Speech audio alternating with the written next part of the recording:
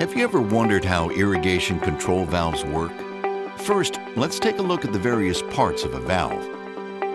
Here's a reverse flow irrigation valve that is in the closed position.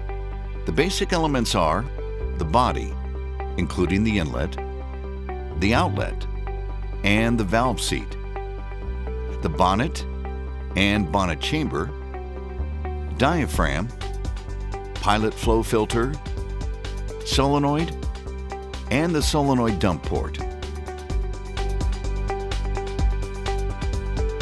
Water naturally flows into the inlet side of the valve, which is most often located on the side opposite the solenoid. Water fills the bonnet chamber above the diaphragm via the pilot flow filter, and the force of this water pressing down on the diaphragm holds the diaphragm in place.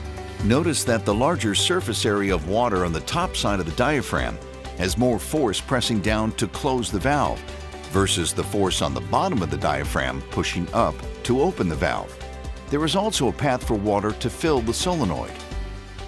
The flow of water is stopped from flowing out the solenoid dump port by the solenoid plunger seal, which is attached to the bottom end of the solenoid plunger.